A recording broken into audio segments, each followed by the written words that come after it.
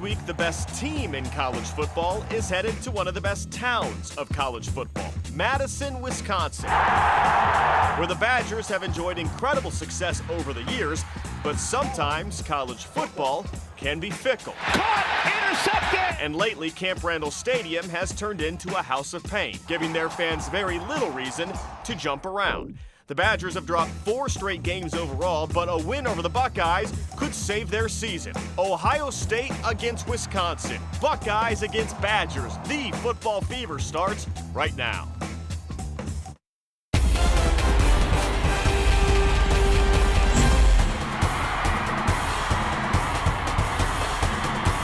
Welcome into the football fever. It's the Buckeyes versus the Badgers. Welcome into another edition of our show. I'm Kellyanne Stiss, joined by our former Buckeyes, Jay Richardson, Obie Stillwell, and Ben Buchanan.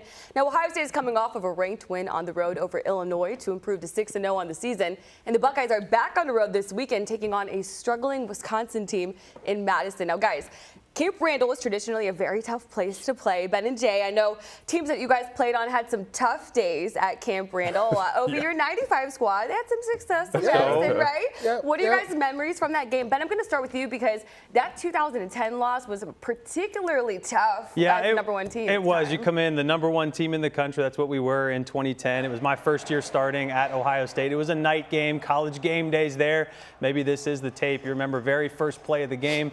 They housed the opening kickoff, right? So football is a game of momentum. As we say, you want to ignite it and you want to keep it. And it just felt like that whole night we were playing catch-up in 2010. That was the year Terrell Pryor started for Ohio State. Had a little bit of a tough game. You look at 14 of 28 passing with an interception.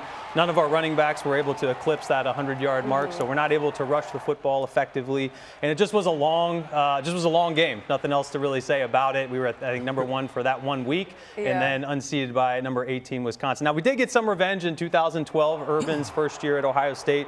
We went up there and defeated them in overtime, 21-14. If you remember, Ryan Shazier punched out that the ball from running back Monty Ball, and Carlos Hyde had the winning touchdown in that one. So it was one more step in an undefeated season for 2012. But what I think about 2010, again, it's a game of momentum. You have to start fast. We saw that the Wisconsin Badgers were able to do that. I hope the Buckeyes have a chance to start fast today. That's a deflating way to No question. Momentum. No better way to deflate some momentum and the right other off side. the back. Right off the game. No question. All right, Jay, your memories from Camp Randall. I'm sorry, mine aren't much better. If I gotta be honest, it's a tough place to play. mine were too. I have to admit. Tough place to play. 2003, we go up there. It's a night game, Ben. You know that feeling? Yeah. They had a kid named Lee Evans, wide receiver, fantastic. They had Jim Sorgi. Lee had an out and up on Chris Gamble late in the game, and it was a huge, huge catch and touchdown. Brutal plane ride back home. Oh, I bet. Brutal film session that following Sunday and Monday. And you don't understand it, but is when you're out there and you're in the middle of that, it becomes so intense that you sometimes forget about the game itself and the checks and your calls and different audibles, and you're just so locked in on the experience, the crowd, how loud and crazy it gets. We all know about the jump around heading into the fourth quarter. It's a really, really cool experience. It was the first time I got some loose change thrown and bouncing off of our helmets. They were throwing quarters at us. Their fans are awful and wonderful at the same time. And we love that. I love, you guys know I love away games. I play better in away games. But that is, in my 5 years at Ohio State, I think I only had like 5 losses, and 2 of them were to Wisconsin. Wow. So that just tells you the challenge that this team can present. I don't know if they're the same team right now. No, they don't look like it. I know the losses stick with you guys, but I'm glad you can laugh through the trauma now. But Obie, you had a better experience at Camp Randall. Yeah, I did. This is a while ago. You know, you can see the pixels are a little bigger as you go back a little further. 1995, but in 1993 we were actually battling for the Big Ten championship, and it was Marlon Kerner. As back then, you would actually play to a tie, and they would leave it as a tie. So Wisconsin was actually going to kick the winning field goal, and Marlon Kerner came off the edge and blocked the field goal. So preserved our Big Ten championship, but did not preserve our rights to go to the Rose Bowl. They ended up taking Wisconsin because they had not been in the latest, the last person who had not been the longest, or however you want to say that. But so that was 1993, 1995. Yeah, 1995 was the redemption road, right? 1995 was great. Eddie had an amazing game. Camp Randall, cold, loud, hard-hitting game. Big offense. I'm like, where do they get these offensive linemen? Huge So offensive big tall. offensive linemen That's what and they're known for. hard-nosed running back. They were throwing ice balls at us. They would take the snowballs, dip them in water, and leave them out. The and so that tactics, was guys. before they got the tarp. That was actually what initiated them getting a tarp, so that when you walked out. So when we walked out, they said, strap up your chin strap, because some guys walk out. They said, nope, everybody helmets on, put your and strap your chin strap, and I want everybody tight. Wow. funny And what you they say, were man. just throwing A things. guy that played in that game with y'all, Luke Fickle, used to told us the same thing when we were at camp ready to go, hey, tighten up your helmets because they're going to throw stuff at Wow. you. Yep. Except it wasn't ice balls, it was quarters. Quarters. Yeah. Either Yeah. way, By the way, hard objects. Wisconsin fans, that's assault. Hot That's dogs. assault. So, I don't know. Hopefully none of that anymore. While the Buckeyes currently hold a 10-game win streak over the Badgers, with their most recent win in Camp Randall coming in 2023, with 11 current Buckeyes playing in that game. And back-to-back road games for the Buckeyes means back-to-back weekends of travel for our Dave Holmes. Dave's also been to Camp Randall before. Dave, what's the atmosphere like out there in Madison? Well, first off, I feel bad for Obie that they threw ice balls at him. Makes sense, though, since Obie played at the end of the Ice Age. My goodness, I'm glad we're able to dig up some color video. I love you, Obie. I love you. No, I love Camp Randall Stadium. I love Madison. This is one of my favorite cities in the entire country, let alone college town. The food is good. The people are good. I love it here. It's a beautiful setting between two glassy lakes. But for Ryan Day and the Buckeyes, this is a road trip. And it's rare because most seasons Ohio State plays 4, maybe 5 road games. This year they play 3 out of 4 weeks. They went on the road to Washington, tough place to play out there at Husky Stadium, then at Memorial Stadium, Illinois last week, this week Camp Randall. So 3 road games in 4 weeks, certainly rare at Ohio State. And earlier this week, I asked Ryan Day about what the grind is like when you play 3 out of 4 away from Columbus. I think there's a lot of positives when you go on the road. I think our guys enjoy being on the road, a little less distractions. Everybody kind of together, hunkered together, kind of a bonding opportunity at the hotel. When you go into the stadium, there's certainly the scarlet and gray up there and the Buckeyes who travel, but you kind of feel like you're on your own, and you kind of gain your identity when you're on your own. Yeah, and it's interesting because this 4-week stretch, he said they circled before the season and they wanted to really attack this 3 out of 4 on the road window. And if they get through today, and I think they will, guys, the schedule gets very easy from here. You go on the bye week and then you host Penn State. We know they could not be any more down. At Purdue is not that difficult. Home games against UCLA and Rutgers after that. So the next 4 looks much more friendly than the previous 4. And then the final game, forget who they play, but there's one more after that final weekend of Thanksgiving, guys. Well, thanks so much, Dave. In the Atlas Butler defensive checkup, the Silver Bullets had to do some retooling in their secondary against Illinois. Lorenzo Styles Jr. missed the game with an injury, so Jermaine Matthews Jr. slid into the nickel position and performed exceptionally well. But without Maine at corner, the gap was filled by one of the most highly touted recruits of this freshman class, Devin Sanchez. He started at corner against the Fighting Illini. The former 5-star is huge for a corner, 6'2", 200 pounds. Obie, this is a kid that's going to be great, but that's a tough position to be in at, 18 years old? Well, how would you assess his performance? Well, I think he did well. I had an opportunity to actually speak with one of his trainers in Houston, Texas, and I asked him, hey, what type of player is he? He said, very humble, extremely confident, but very athletic. Was able to speak with Tim Walton, his current position coach. I asked Tim, hey, what makes him good? He said he's a very, very athletic kid who has good cover skills, has poised demeanor, very good ball skills. And so I said, well, what makes a defensive back, he said he was good, but what makes him great? He said, what makes him great is the details and him understanding the quarterback and the wide receiver relationship and the transition, how he gets out of his breaks. I think he did well. Did he make mistakes? Yeah, he made some mistakes in this game, but he was not a liability. And at the end of the day, that's what that other team is trying to see. Is he a liability? Do we miss Lorenzo Styles Jr.? Yes, we'd be happy to get him back. Yeah. But guess what? You know what? Sanchez filled the gap. For sure. A high ceiling for the freshman. Well, Coach Day said Lorenzo Styles should be good to go today against the Badgers, which means Jermaine Matthews will shift back to corner. But Matthews played very well at the nickel position with a strip sack and a deflection that led to an interception. Ben, what did you like about Maine's versatility, and do you think we could maybe see him slide back into that position moving forward? I think so. You named the word perfectly there, and it's versatility. When I look at Jermaine Matthews Jr., he is a versatile athlete. He's been able to play at the corner position, the nickel position. And you really talk about the differences here. When you look at the nickel, you're playing more in the slot, right? When you're at the corner position, you can use the sideline more. I was talking with some of our defensive experts upstairs, Jay Rich and Obie Stillwell here. You think about when you're in that slot position, the lateral quickness that's needed, the anticipation that's needed, and he really showed up and showed out in that game versus Illinois. So to see the versatility that he's brought to the table, you think about a versatile football team is obviously a better football team, and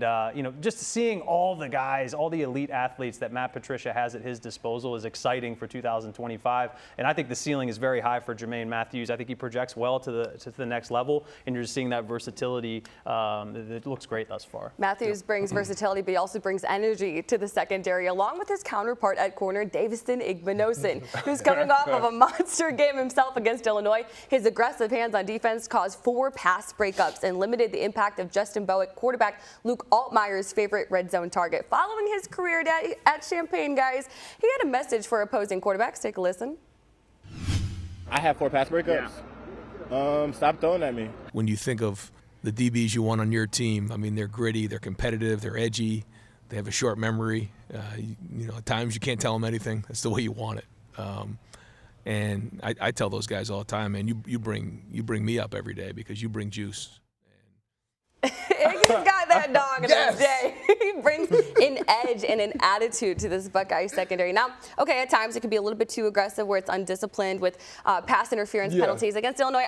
I know that's something you're definitely going to key in on, but where can Igbinosun improve to become an elite corner? So here's the thing about Iggy, man. He's a special athlete. I want people to understand this. When I get very animated talking about Igbinosun, it's not from a negative place. Yes, he's a heavily penalized kid the last couple years, but what he also brings is so much energy, so much juice. He reminds me of a guy I played with in New York when I was with the Jets. His name is Antonio Cromartie. Now, Iggy's not as big as Cromartie across the chest. Cromartie's heavier, but they're both, about 6'2" corners, 6'3" Cromartie is, and they're both insanely aggressive and competitive, and I think that's what Iggy brings. He's so aggressive. Yes, he gets very hands-on, as we say, and he loves to do his seatbelt strap deal after he locks somebody down. All we asked of Iggy is just, man, when that ball's in the air, if you could just maybe get your head around and track it, maybe not grab the wide receiver's numbers, and he's going to be excellent. Because at the next level, when they're looking for professional technique, I think one of the things, guys, and you know this, that they're going to look for is what do you do with your hands and your eyes when the football's in the air.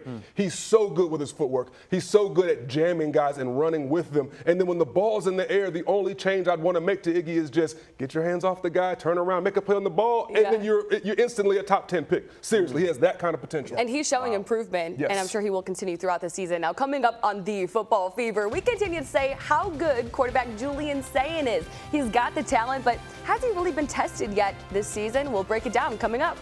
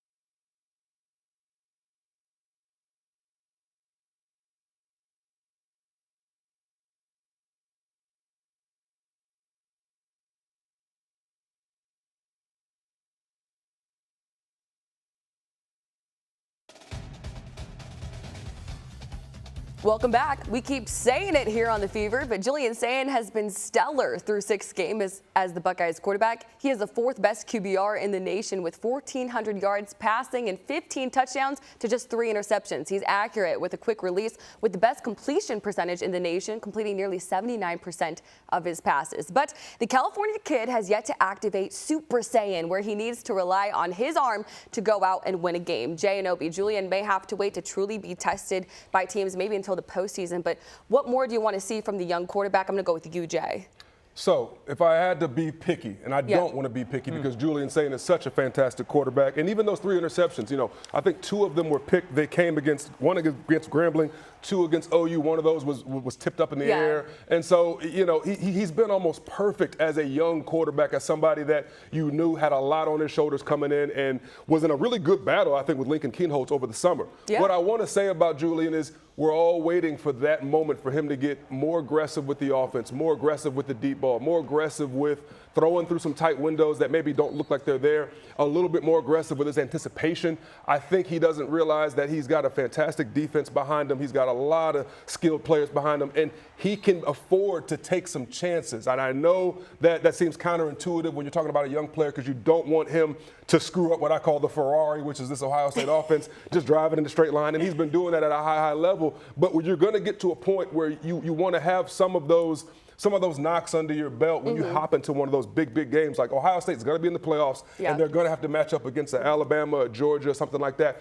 And when those big moments come, I want to know, can Julian go and win a football game with his right arm? He hasn't had to do it yet. I think he can do it, but I want to see him start to perfect that process and get aggressive about doing it now. Obie, do you think that he could rely on his arm to win a big game? Yeah, I think so, and it's just so difficult, right? We're kind of splitting hairs. We're talking about Julian Sayin, who's one of the top quarterbacks in the country, and we're talking about #1 Ohio State. But it is how we have all been conditioned, even going through Ohio State University. It's just how it was, right? My coach, Coach Fred Puggett, as a linebacker coach, he said, "Oh, I want you in the A gap," and I'm like, "Not in the C gap," and I'm like, "But I made the tackle. I don't care that you made the tackle. I want you in this gap," right? So there's ways in which that at an elite level you have to really nitpick. You almost have to be creative also in trying to figure out what is the opponent going to do against us. What is that opponent thinking about so there's certain ways that we have to nitpick this to really try to get and see, hey, does he have what's needed? Well, it's interesting because I saw Devin Brown, previous quarterback at Cal. A freshman beat him out, right? Wow. At Cal. And it's interesting to see. The trust that I have in Ryan Day. Oh, absolutely. Is at another level. And that's the faith that I put in Julian Sayin. Is he going to be that person when we need him to be that person? Sure. I think he will be. And the reason why I believe that is because of Ryan Day. Because he does not put someone on the field that cannot perform. 100%. We're all nitpicking here. I think we can all agree that we have been very impressed with Julian Sayin. It's a good problem to have when you're nitpicking, right? It's a good problem to have. So we know that he can sling it, creating explosive plays through the air, but we haven't seen many explosive plays yet out of the backfield, breaking into the second level. The run game has been solid, just not explosive. Travion Henderson and Quinshon Judkins are a tough act to follow, but Bo Jackson and C.J. Donaldson have the potential and are showing flashes. Ben, what do you think needs to happen to really ignite this run game? Yeah, guys, Trey and Quinshon, they were elite, right? No other way to put it. They were like almost a thunder and lightning, and you would expect them always to go over, 100-plus yards and score multiple touchdowns and really just be the physical backs that we're used to seeing at Ohio State.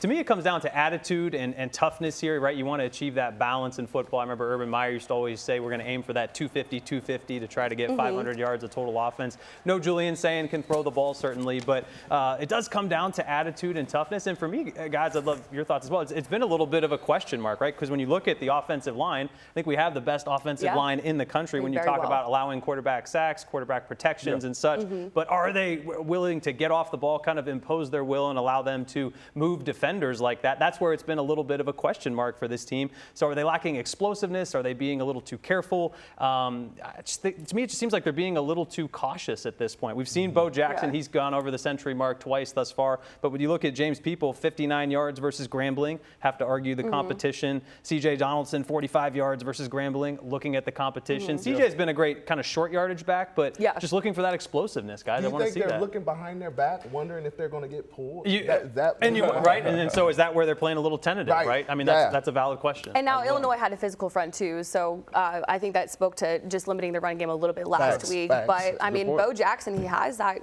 capability and that potential. I want to see more of Bo, guys. Yeah. And I know people are going to say, we have great backs. Yeah. I want to see more of Bo. I think when this offense is at its best, Bo Jackson is the RB1. Has the ball in his hands. And he is making a lot of things happen up front. Yeah, well, one of those guys helping pave the way for the running backs this season is center Carson Hinsman, the quarterback of the offensive line. Carson is the leader of a line ranked first nationally in fewest tackles for loss allowed and second in sacks allowed with just 2 in 6 games. But before he became a Buckeye, he was like this close to becoming a Badger. Ooh.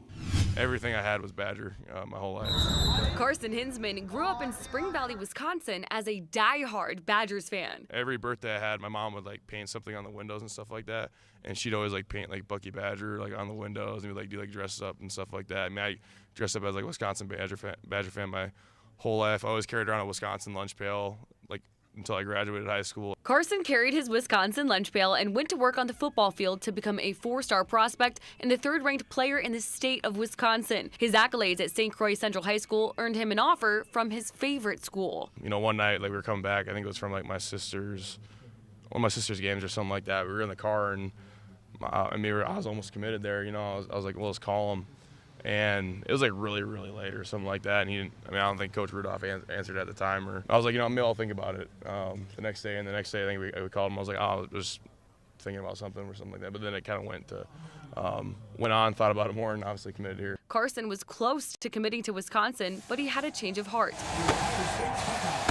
And his heart took him away from home to a place that felt like one. It was different, but I think it almost felt more like home than Wisconsin did at the time. And obviously, I want to be part of a winning culture, and that's what we had here. And if you want to be the best, you got to be able to play with the best. So, that was a big pull. Saturday will be his 2nd time returning to Camp Randall as a Buckeye, but this trip is different because Carson is playing with more confidence. I'm just excited to go and play with a lot more confidence than I had back then.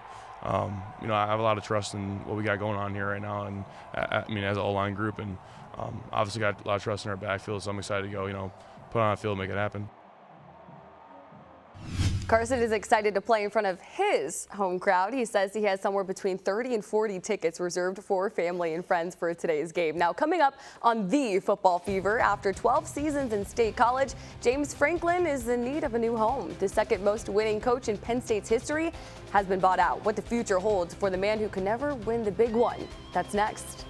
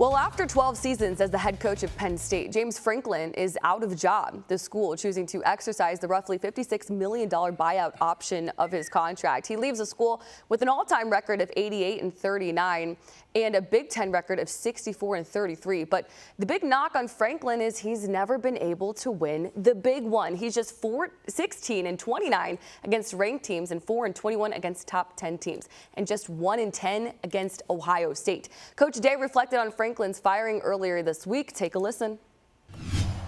Anytime you're somewhere for as long as he has, he did a lot of great things, and we had a lot of great games against each other. So, yeah, you take a chance to reflect on it all, but he's going to land on his feet, and he's a really good coach.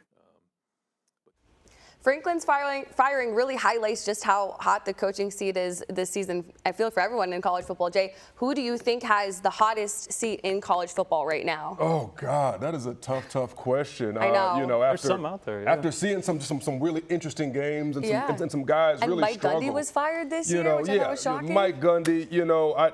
I think down there in Florida, there's a coach there that's really in trouble. I think Billy Napier. I think Napier is a little bit of trouble. I think the Texas game helped him, but he's still in trouble. I also think had Sarkisian not won the Red River rivalry, which is hard to say, by the way, 3 times fast, I think he would have been in a very, very warm seat. Okay. I gotta say, Luke Fickell's got a lot that he's got to show there in Wisconsin. And I don't know if maybe he's thinking maybe I could have just stayed at Cincinnati and had a nice pathway to the playoffs every year if they could have found me some money. So that's a tough question. Yeah, and it's tough right now with NIL, the transfer portal, this win now mentality, and the buyout culture for all these head coaches in college football. Now, Wisconsin, as Jay just mentioned, has struggled, losing their last 4 games, coming off of a shutout loss by Iowa.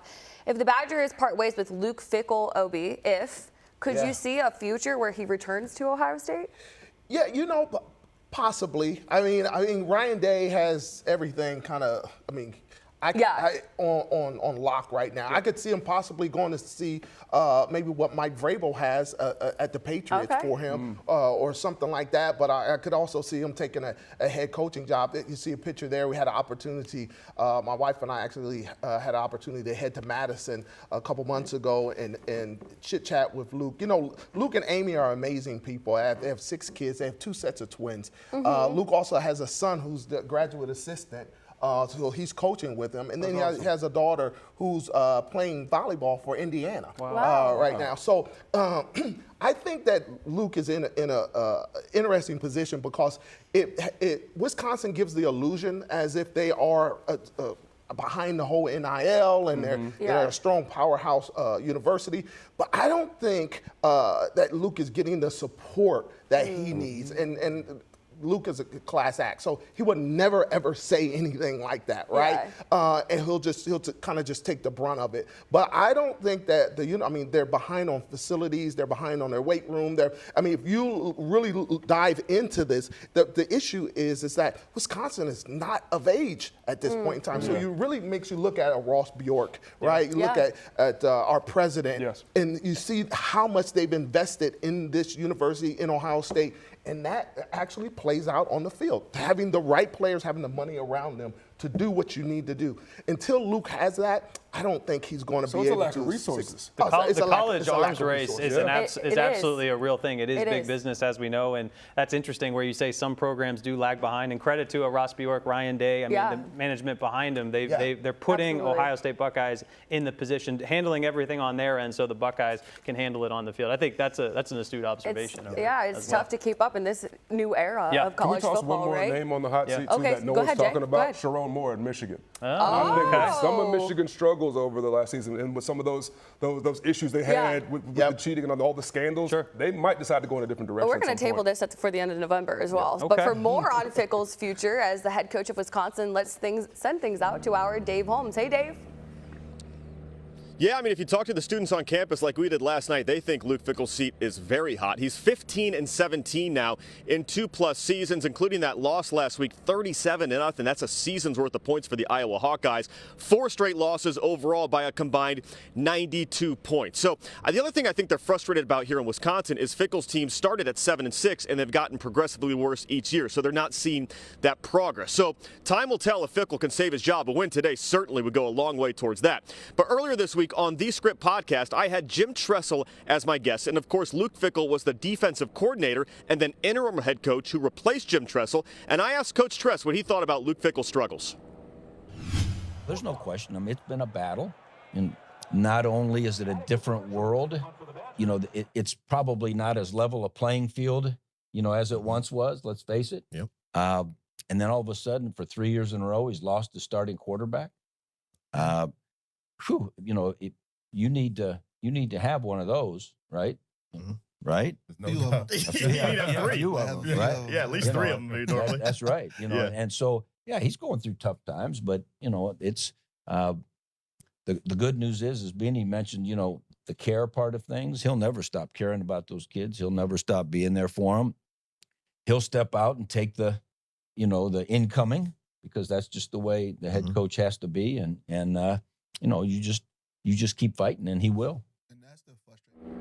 You know, it's funny, I've been to Camp Randall Stadium in Madison here a few times. I've never sensed the apathy of the fans. Even last night, we told people we were from Columbus, and I said, hey, Luke's our guy. He was a Buckeye, and fans said, you can have him back. I mean, there was total apathy, anger here. Certainly a difficult time for Luke Fickell. But guys, the issue is, you know, the only thing more expensive than paying a guy to coach your college football team is paying a guy to not coach your college football team. And when you look at the buyouts in some of these guys, Fickell is included. I believe Fickell's contract says he gets 80% of his remaining value, so it's not cheap to make someone go away. No, what we're learning is that, Dave, you can't pay for patience. The win now mentality is fueling the buyout culture, and schools are paying those big bucks for change. Fickell's buyout is roughly $25 million. Franklin got paid $56 million to leave Happy Valley, the second biggest buyout in college football history, behind Jimbo Fisher. Texas A&M bought him out for $76 million back in 2023, when actually Ross Bjork was the athletic director. Ben, what precedent do you think this sets for universities moving forward? Are they too easily influenced by the outcry of fans? What's your take on this? Yeah, you wonder that, because, you know, we've heard it and we've seen it kind of brewing at Penn State for a couple of years now. It's, you know, they're booing him coming off the field. For me, what I saw with this, particularly the Penn State firing, 4-21 versus the top 10 teams. Right. That's where he showed, he wins the games he's supposed to for the most part. But when you come to Penn State, they see themselves in that kind of elite aura as Ohio State, and just was absolutely missing the mark. What I see from this, man, it is a win at all cost mentality, and it's a win now mentality. What we see, I don't care who you are, who's writing that check, what booster's behind that. $50 million, 56 as we know, that's nothing to scoff at. And so, you know, did somebody finally make a call? Was it a group of donors that came together? But Penn State sees themselves in that elite air, and, you know, losing to UCLA, losing to Northwestern,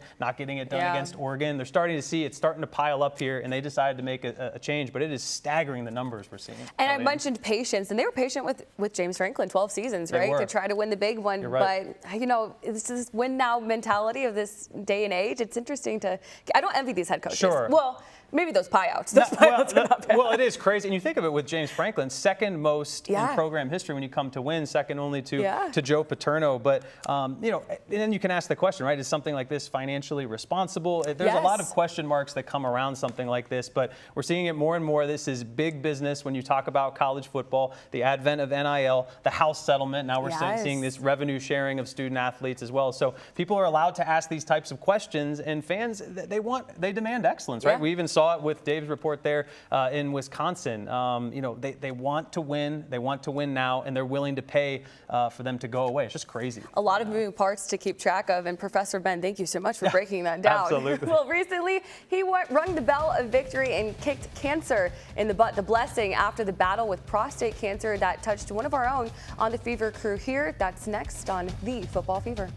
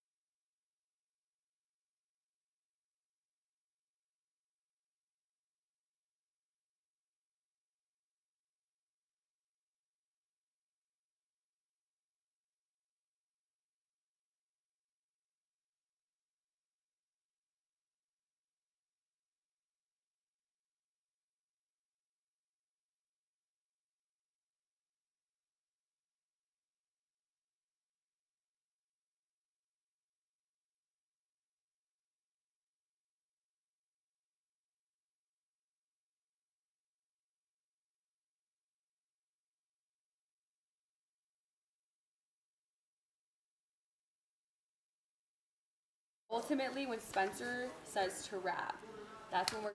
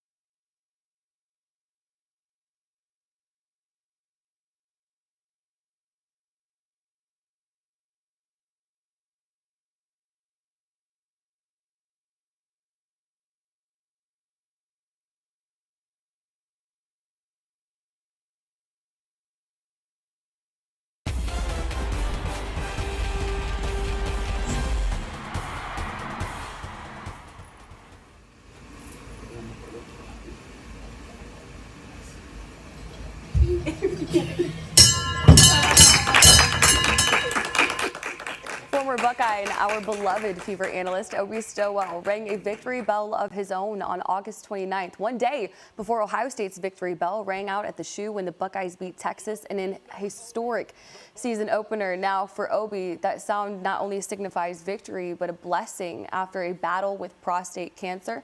Joined by Obie and his wife, Heather. Now, we talk a lot about football on the show, but this goes way beyond the game. Obie, you were diagnosed with prostate cancer in 2023, but you received 2 weeks of treatment this year, right before that Texas game. Kind of walk me through your journey. Yeah, you know, we found out that I have prostate cancer. My numbers were elevated. I was actually getting some testosterone treatment, and that's when they actually saw that my numbers were elevated. Went to oncologist, and they ended up wanting to do a biopsy. Did a biopsy. They said it was very, very early stages of it, and so I had a little time to make some decisions. And that's when kind of it got hard. It got challenging because the treatment plans were kind of sporadic, somewhat unclear, and so those were some challenging times. But we finally found a resting place, if you will, at the Mayo Clinic. In Rochester, Minnesota, too, right? Yes, Rochester, Minnesota. Very quickly, why did you pick that hospital? Well, I just, you know, there was a certain type of treatment called proton radiation therapy versus photon. The Mayo Clinic was one of the hospitals that actually offer it.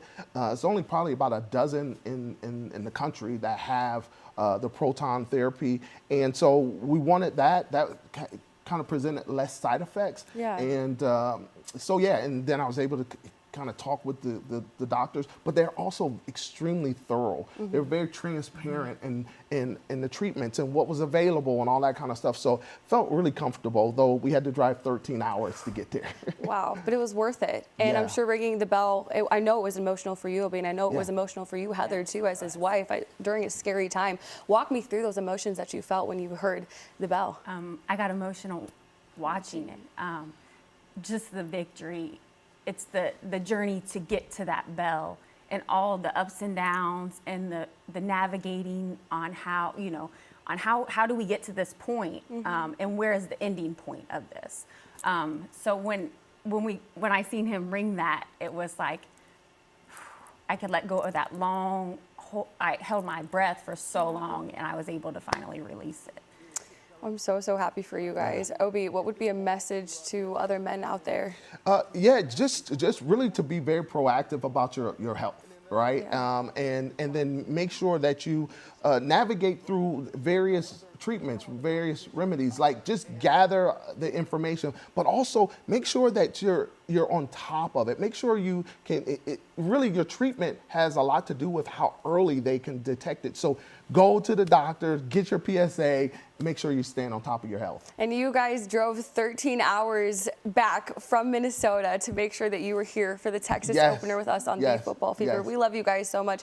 Obie, if you guys want to join Obie in this conversation and learn more about prostate cancer, getting ahead of it, the treatment, you have your breakfast club coming up. Yes, Obie's Breakfast Club is coming up October 23rd. It's just coming Thursday. Make sure you're there. Get your tickets. I'm going to have my physician, who's actually with the Mayo Clinic. He's going to come in via web, and he's going to answer questions. We're going to have a Q&A conversation. So actually, someone just reached out. They're coming in from Florida. Wow. To actually be a part of it. So make sure you get your tickets, hang out with us. If you can't afford it, inbox me, just because I want y'all to be there.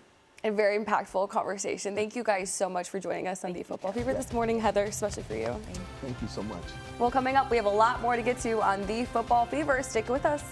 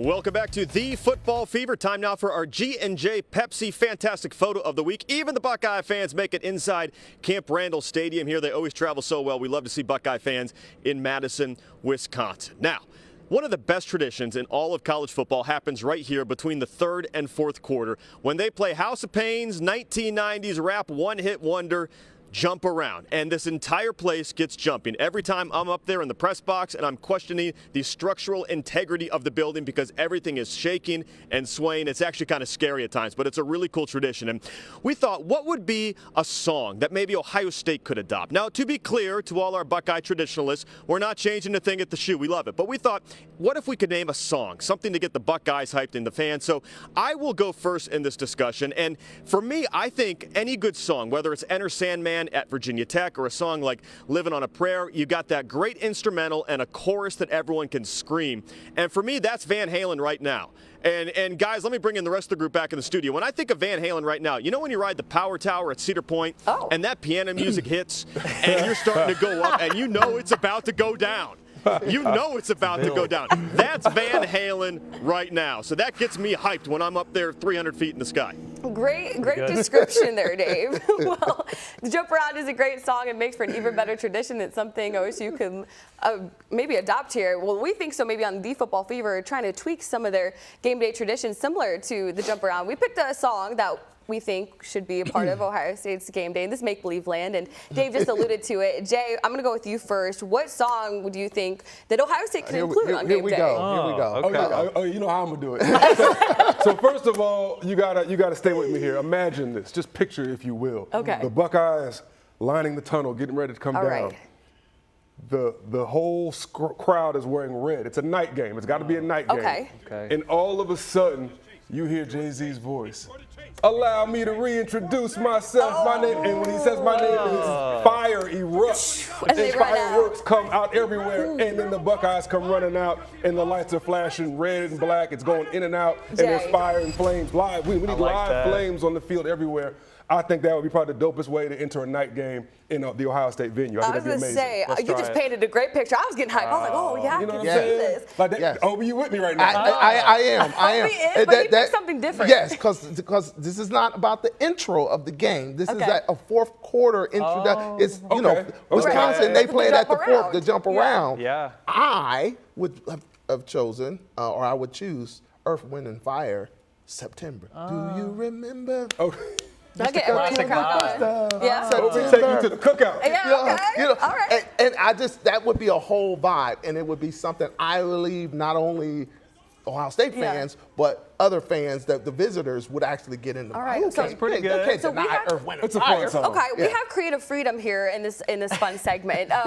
Ben, what about you? Fourth quarter intro, outro, whatever. I'm so going kind intrigued. of like Dave. about Well, to say? I went a little old school here, Obie. You might appreciate this song, "Eminence Front" by The Who. It's classic rock and roll right here.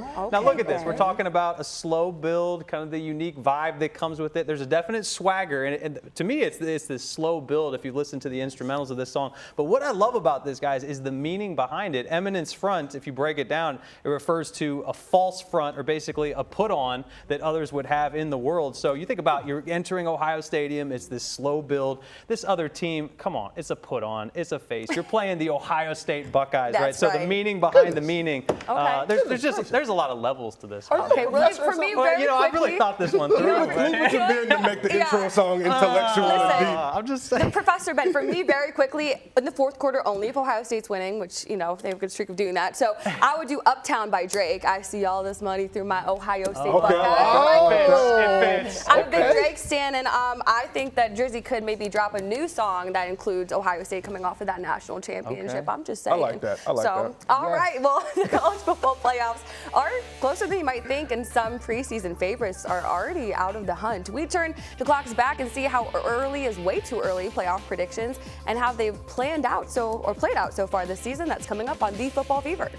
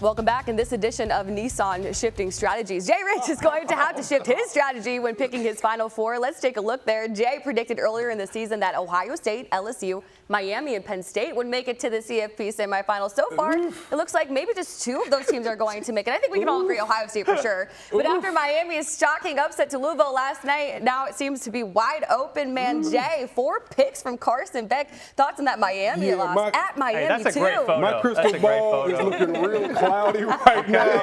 And that's exactly how my face looked last night on the 3rd pick by Carson Beck. Had no idea that was going to happen. His Heisman odds were plus 350 heading into that game. Crystal ball was being praised by all the Miami and all the U guys. I had Warren Sapp texting me like, you see my boys? Yeah, now I see your boys going out there and stubbing their toe against an unranked Louisville. Completely blew up all of my selections and picks. And that is the nature of the beast. And they still have a chance, by the way, to be in. When you look at their schedule, they're going to have SMU and they're going to probably have to play Clemson. So they're going to have a chance to be in it. But yes, that's a very bad look. I mean, look, but Jay, I think it shows that it's hard to predict at this point in college football, and with NIL, parity, upsets, the transfer portal. It really is hard to project. The talent's so spread out, and it's kind of up and down with these teams. Ben, what is that? But here's the thing. Ohio State has remained consistent. They have. Yeah, to me, that's the separator, guys, from a Ryan Day versus a Mario Cristobal. You're not going to stub your toe. You're not going to lose that dumb game that's going to get in your way of getting to a national championship and getting to the playoffs. So we talk about separators in sport. To me, that's the separator, not stubbing your toe on a game like we saw with Miami right there. Obie, who do you think could win a national championship this year? You know, I'm not trying to be a homer, but at the end of the day, it's Ohio State. I mean, to me, it's a clear pathway. It's just about distractions. Yeah. Can Ryan Day keep distractions out of the weight room, out of the film room, out of the Woody Hayes itself? And I think Ohio State can win this national Ohio championship. State right now, they look like the most complete team in college football. But we'll be right back. A lot more to get to on the Football Fever. Stick with us.